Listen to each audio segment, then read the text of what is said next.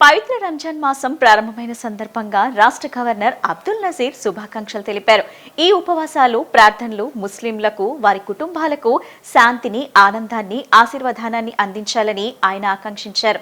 ఆధ్యాత్మిక చింతన, కరుణ, సంపూర్ణ విశ్వాసంతో నిండిన ఈ నెలలో వారు చేసే ప్రార్థనలన్నింటికీ సమాధానాలు లభించాలని ఆయన కోరారు. ఈ మేరకు ఆయన ఒక ట్వీట్ ద్వారా శుభాకాంక్షలు తెలిపారు. వచ్చే విద్యా సంవత్సరంలో కర్నూలు క్లస్టర్ యూనివర్సిటీ పూర్తి చేస్తామని రాష్ట్ర విద్య, ఐటీ శాఖ మంత్రి నారా లోకేష్ తెలిపారు. ఈ యూనివర్సిటీకి సంబంధించి 139 కోట్లు మంజూరు కాగా అందులో రూసా పథకం కింద 55 కోట్లు ఇప్పటికే ఖర్చు చేయడం జరిగింది. బ్యాలెన్స్ పనులు వచ్చే విద్యా సంవత్సరంలో పూర్తి చేసేందుకు చర్యలు తీసుకుంటామని పేర్కొన్నారు. శాసనసభలో పాణ్యం ఎమ్మెల్యే గౌరు చరితారెడ్డి అడిగిన ప్రశ్నకు మంత్రి లోకేష్ సమాధానమిస్తూ క్లస్టర్ యూనివర్సిటీలో పెండింగ్ పనులు పూర్తి చేయడానికి 74.5 కోట్లు అవసరమని తెలిపారు. ఏ కార్యక్రమం చేసినా క్లస్టర్ బేస్ అప్రోచ్ తో అభివృద్ధి చేయాలన్నది ప్రభుత్వ ఆలోచన. ఇందుకోసం వర్టికల్, హారిజంటల్ ఇంటిగ్రేషన్ చేపట్టాల్సి ఉంది. అవసరమైన ఎకోసిస్టమ్ ను అక్కడ క్రియేట్ చేయాల్సి ఉంది. కర్నూలు పార్లమెంట్ లో కూటమి ప్రభుత్వం వచ్చాక పెద్ద ఎత్తున పారిశ్రామిక పెట్టుబడులు వస్తున్నాయి.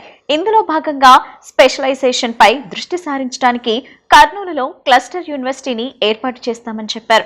అంతకుముందు ఎమ్మెల్యే గౌరి చరితారెడ్డి మాట్లాడుతూ రాష్ట్ర విభజన తర్వాత నేటి ముఖ్యమంత్రి చంద్రబాబు కర్నూలులో silver jubilee, KVR women's degree college for women, government degree కాలేజ్లను ఒకే గూటి కిందకు తెచ్చి క్లస్టర్ యూనివర్సిటీ ఏర్పాటు చేశారు. గతంలో ముఖ్యమంత్రి చొరవ చూపి రూసా పథకం కింద 55 కోట్లు మంజూరు చేయించి పనులు చేపట్టారు. భవనాల నిర్మాణం చేపట్టి MS virology, chemical technology, MCA వంటి కోర్సులు ప్రారంభించేందుకు జగన్నాథ్ గట్టు పక్కన 50 ఎకరాల్లో క్లస్టర్ యూనివర్సిటీకి శంకుస్థాపన చేశారు. ఆ తర్వాత అధికారంలోకి వచ్చిన వైసీపీ ప్రభుత్వం క్లస్టర్ యూనివర్సిటీని నిర్వీర్యం చేసింది. కూటమి ప్రభుత్వం అధికారంలోకి వచ్చాక 20 కోట్ల పెండింగ్ బిల్లులను కూడా మంజూరు చేసింది. అయితే కాంట్రాక్టర్ ఇంతవరకు పనులు మొదలు పెట్టలేదు.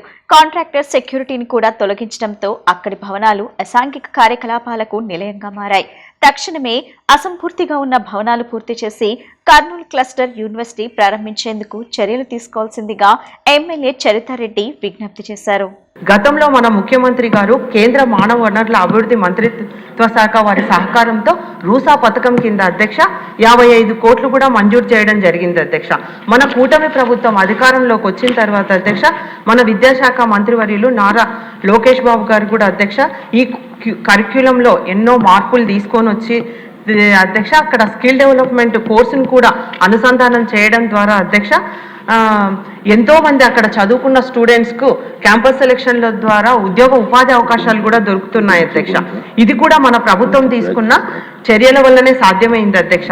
అంతేకాకుండా అధ్యక్ష ఈ క్లస్టర్ యూనివర్సిటీలో కొత్త కోర్సులు ప్రవేశపెట్టాలన్న ఉద్దేశంతో ముఖ్యమంత్రి గారు ఉన్నప్పుడే అధ్యక్ష ఎంఎస్ వైరాలజీ అయితేనేమి, కెమికల్ టెక్నాలజీ అయితేనేమి, అలాగే ఫుడ్ సైన్స్ అండ్ టెక్నాలజీ అయితేనేమి, ఎంసీఏ వంటి పీజీ రెగ్యులర్ కోర్సులను కూడా ప్రారంభించేందుకు అధ్యక్ష అప్పుడు 80 కోట్లతో జగన్నాథ గట్టు పక్కనే 50 ఎకరాల విస్తీర్ణంలో భవన నిర్మాణాలకు కూడా శంకుస్థాపన కూడా చేయడం జరిగింది అధ్యక్ష మన ముఖ్యమంత్రి గారు. కానీ గత వైసీపీ ప్రభుత్వం ఉద్దేశపూర్వకంగానే అధ్యక్ష ఈ క్లస్టర్ యూనివర్సిటీని నిర్వీర్యం చేస్తున్నారు అధ్యక్ష. అందుకే అధ్యక్ష కూటమి ప్రభుత్వం అధికారంలోకి వచ్చిన తర్వాత అధ్యక్ష 20 కోట్లు పెండింగ్ బిల్లులను కూడా మన కాంట్రాక్ట్లకు పనులు కూడా చెల్లించి ఇచ్చారు అధ్యక్ష. కానీ కాంట్రాక్టర్ ఇంతవరకు పనులు కూడా మొదలు పెట్టలేదు అధ్యక్ష. అధ్యక్ష మేడం గారు చెప్పినట్లు 139 కోట్ల రూపాయలు శాంక్షన్ చేస్తాం జరిగింది అధ్యక్ష. దాంట్లో రూసా కింద 55 కోట్ల రూపాయలు ఖర్చు పెడతాం జరిగింది అధ్యక్ష. బ్యాలెన్స్ వర్క్ కూడా పూర్తి చేయాల్సిన అవసరం ఉంది అధ్యక్ష. అధ్యక్ష ప్రభుత్వ ఆలోచన ఒకటే అధ్యక్ష, ఏ కార్యక్రమం చేసినా అంటే పెట్టుబడులు తీసుకొచ్చినా కూడా ఒక క్లస్టర్ బేస్డ్ అప్రోచ్ అనేది తీసుకోవాల్సిన అవసరం ఉంది. ప్రధానంగా వర్టికల్, హారిజాంటల్ ఇంటిగ్రేషన్ అనేది అవసరం అధ్యక్ష. ఇక్కడ మా ప్రభుత్వం ఆలోచన ఏంటంటే ఒక ఎకో సిస్టమ్ క్రియేట్ చేయాలి. ప్రత్యేకంగా కర్నూలు పార్లమెంట్కి వచ్చేగల ఈరోజు పెద్ద ఎత్తున పెట్టుబడులు కానీ అన్నీ కూడా జరుగుతున్నాయి. ఆ ప్రాంతంలో కూడా పెద్ద ఎత్తున పరిశ్రమలు వస్తున్నాయి, అక్రాస్ సెక్టర్స్ వస్తున్నాయి. కనుక ఫోకస్ అప్రోచ్ తీసుకుని ఈ క్లస్టర్ యూనివర్సిటీ కూడా వేరే సబ్జెక్ట్స్ ఇస్తూ కూడా స్పెషలైజేషన్ అనేది చాలా అవసరం ఉంది అధ్యక్ష. అందుకే అది మేము ఫోకస్ చేస్తాం జరుగుతుంది అధ్యక్ష. ఇంతేకాకుండా బ్యాలెన్స్ పనులు పూర్తి చేసేదానికి 74.5 కోట్ల రూపాయలు అవసరం ఉంది అధ్యక్ష. అది వచ్చే అకాడమిక్ ఇయర్లో శాంక్షన్ చేసి పనులు కూడా పూర్తి చేస్తానని గౌరవ సభ్యురాలకి తెలియజేస్తాం జరుగుతుంది. అమరావతి ఇన్నర్ రింగ్ రోడ్ కు భూ సమీకరణ సేకరణ ద్వారా భూమిని సేకరిస్తున్నామని, Amaravati inner ring road PPP పద్ధతిలో నిర్మాణం చేస్తున్నామని మంత్రి నారాయణ చెప్పారు.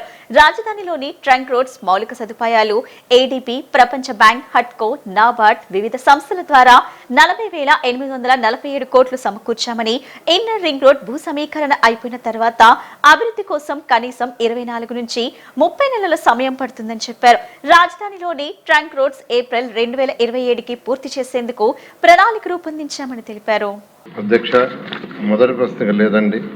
రెండవ ప్రశ్నకు సమాధానం ల్యాండ్ పూలింగ్ సిస్టమ్ మరియు ల్యాండ్ అక్విజిషన్ ద్వారా ల్యాండ్ని సేకరిస్తున్నాం అధ్యక్ష.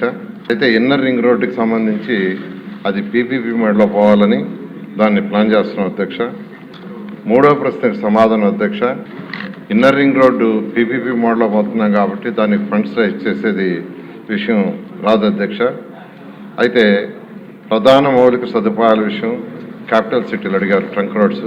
దానికి ఏడీబీ, వరల్డ్ బ్యాంక్, హట్కో, నాబార్డ్ ఇలా అనేక ఆర్గనైజేషన్ ద్వారా దాదాపు 40,847 కోట్లు సమకూర్చడం జరిగింది అధ్యక్ష. డి ప్రశ్నకు సమాధానం, ఈ యొక్క inner ring road land pooling అయిపోయిన తర్వాత టెండర్ అయితే అది 24 to 30 months పడుతుంది అధ్యక్ష.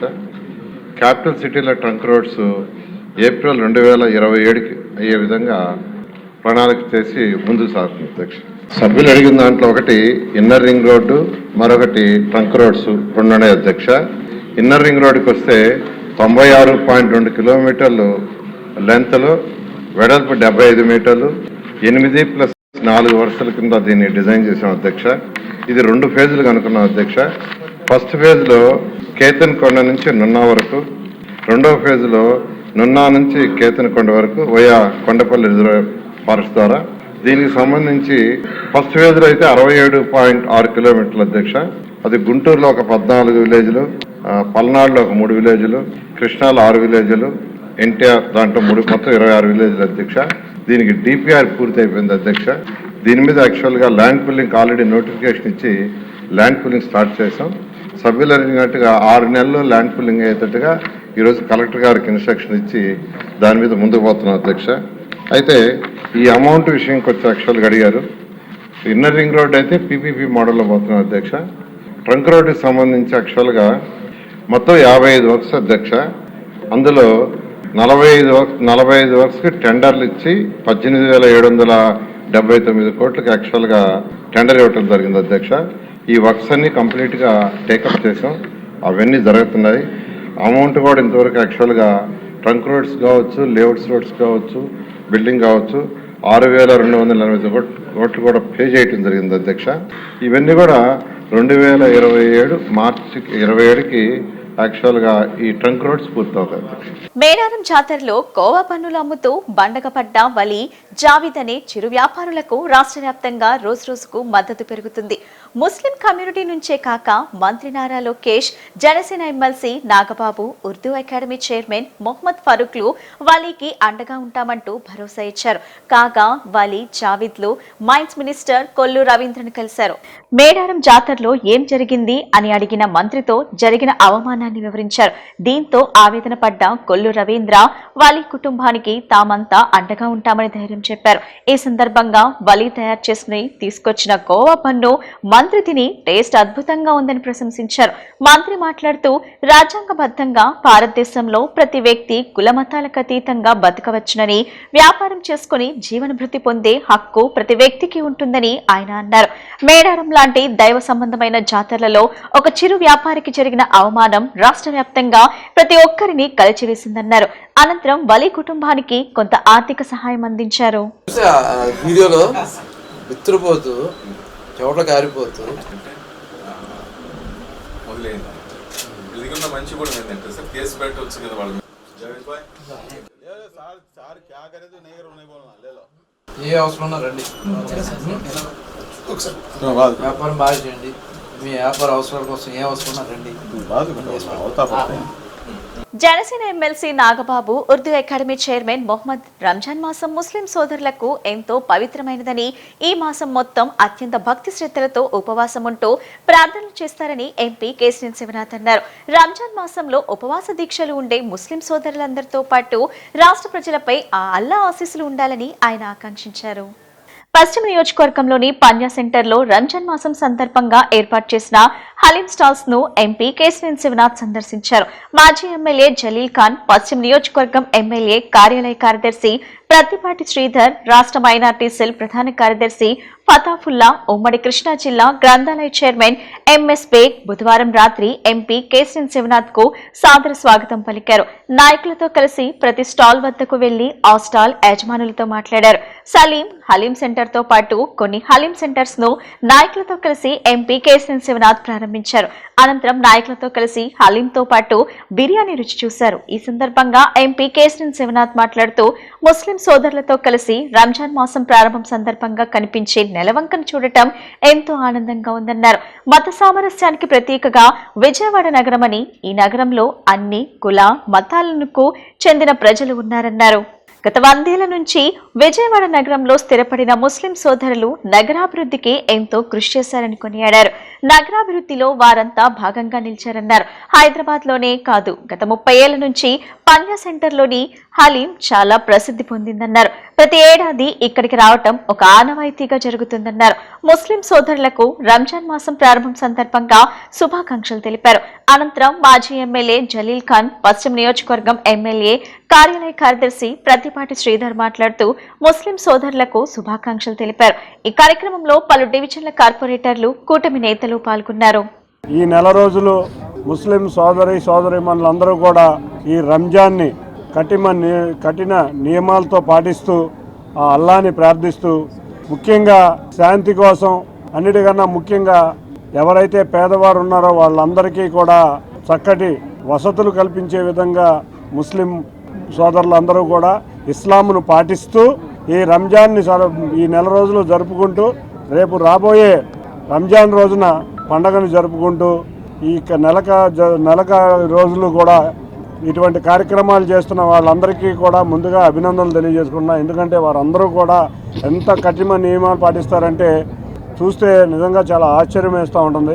ఇక విజయవాడ నగరానికి వస్తే మనకి ఇక్కడ ఉన్న అదృష్టం ఏంటంటే మత సామరస్యం బ్రహ్మాండంగా ఉండే నగరం విజయవాడ నగరం. ముస్లిం సోదరులు అందరూ ఇక్కడ ఈ విజయవాడ నగరం అభివృద్ధి చెందిందంటే ఇక్కడ ఎంతో మంది ముస్లిం సోదరులు గత 100 సంవత్సరాల నుంచి ఈ నగరంలో స్థిరపడి ఈ నగరాభివృద్ధిలో వాళ్ళందరూ భాగమయ్యారు. కాబట్టి ఈ నగరంలో తప్పకుండా వాళ్ళ పాత్ర ఎంతో గణనీయమైంది. ఈ ముస్లిం సోదరులతో కలిసి ఇవాళ ఇక్కడ రంజాన్ మాసం ప్రారంభ కార్యక్రమానికి ఉండటమే కాకుండా ఈ నెల రోజులు కూడా ఈ ఏరియా, ఈ పంజా సెంటర్ అంతా కూడా కుల మతాలకు అతీతంగా అందరూ వచ్చి ముస్లిం సోదరులు జరుపుకునే రంజాన్ వేడుకల్లో పాల్గొని ఇక్కడ ఉన్న హలీం మనం చూస్తే విజయవాడ నగరమే కాదు, ఇక్కడ ప్రస్తుతం విభజించబడిన ఆంధ్రప్రదేశ్లో హైదరాబాద్లో ఏ విధంగా హలీం ఫేమస్సో గత 30 సంవత్సరాల నుంచి కూడా ఇక్కడ ఈ కార్యక్రమాలు ఈ పంజా సెంటర్లో ఎంతో అద్భుతంగా జరుగుతాయి. ప్రతి సంవత్సరం ఇది ఒక ఆనవాయితీగా ఇక్కడికి రావడం జరుగుతుంది. కులాల మతాలకు అతీతంగా విజయవాడ నగరంలో చాలా ఘనంగా రంజాన్ పండగ ఎప్పటి నుంచో జరుపుతున్నాం. ఈసారి కూడా అంత ఘనంగా జరపాలని ఈ సందర్భంగా ఒక 23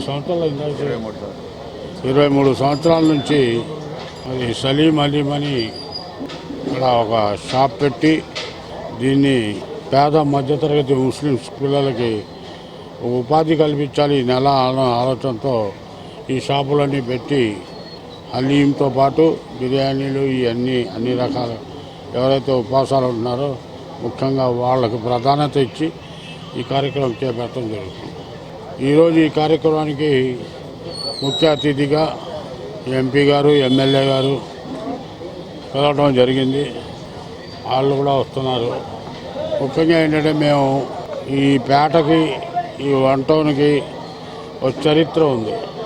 మేమంతా అన్నదమ్ముల్లా కలిసి ఎవడు హిందూ, ఎవరు క్రైస్తవుడు, ఎవరు ముస్లిం వాళ్ళు కూడా తెలియని పరిస్థితిలో మేము జీవిస్తుంటాం ఇక్కడ.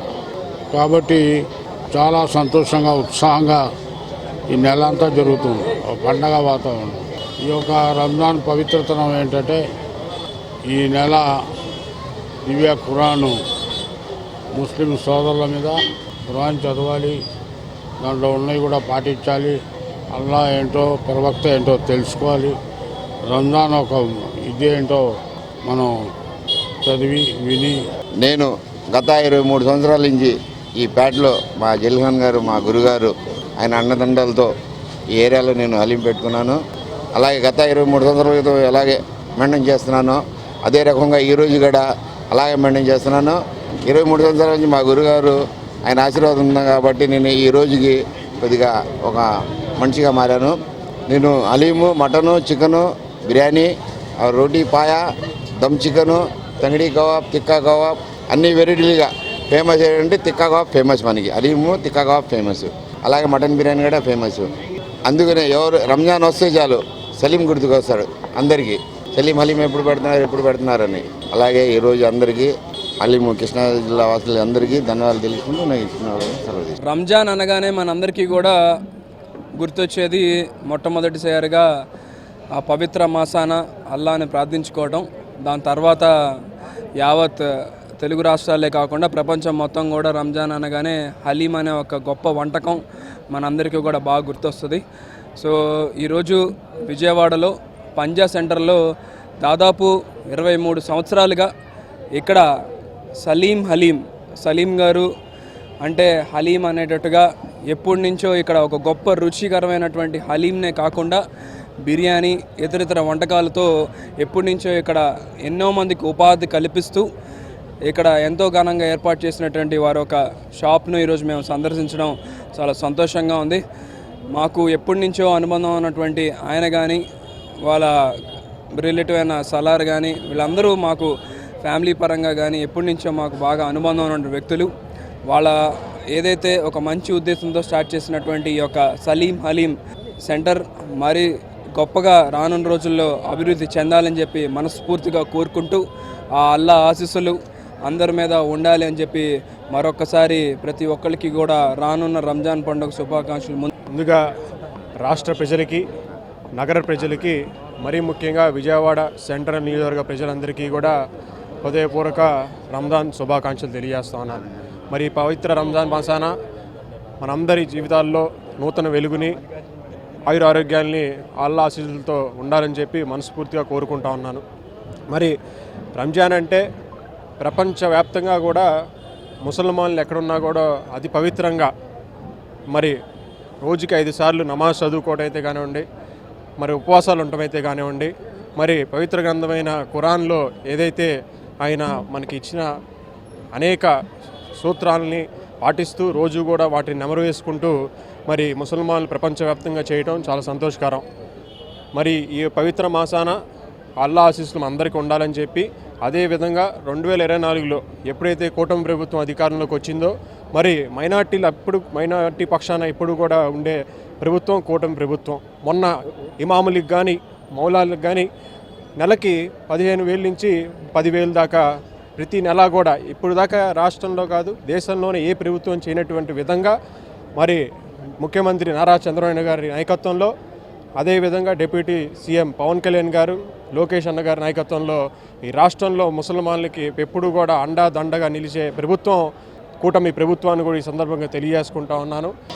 సలీం గారి హలీం షాపు గత 25 సంవత్సరాలుగా ఈ ప్రాంతంలో ప్రసిద్ధిగాంచింది. ఈరోజు ఈ ప్రారంభోత్సవానికి ఇచ్చేసిన మన ఎంపీ గారికి, జల్లిఖాన్ గారికి, మా ప్రతిపాటి శ్రీధర్ గారికి, ఇక్కడికి వచ్చిన ప్రతి ఒక్కరికి కూడా ధన్యవాదాలు తెలియజేస్తూ, ఇన్షాల్లా ఈ రాష్ట్రం కూటమి ప్రభుత్వ ఆధ్వర్యంలో తప్పనిసరిగా ప్రభుత్వం ఇన్షాల్లా మంచి అభివృద్ధి పదంలో, సంక్షేమ పదంలో ముందుకు సాగాలని చెప్పి కోరుకుంటూ, ఇక్కడ సర్వ మతాలు, అన్ని మతాల వారు కూడా ఈ హలీం స్టాల్స్కి వచ్చి ఈ ఒక్క మైనార్టీసే కాదు, ముస్లిమ్సే కాదు, అన్ని మతాల వారు కూడా వచ్చి ఇక్కడ ఈ యొక్క ఏదైతే తినుబండారు ఇక్కడ ఏర్పాటు చేస్తున్నారో పెద్దలు చెప్పినట్టు జిల్లా వ్యాప్తంగా అందరూ ఇక్కడికి వచ్చి ఇక్కడే తినడం అందరికీ అలవాటు. తప్పనిసరిగా దీన్ని అందరూ ఎంజాయ్ చేయాలని చెప్పి మరొక్కసారి జనసేన పార్టీ తరఫున రంజాన్ శుభాకాంక్షలు. ఇప్పుడు కాసేపు ప్రకటనలు.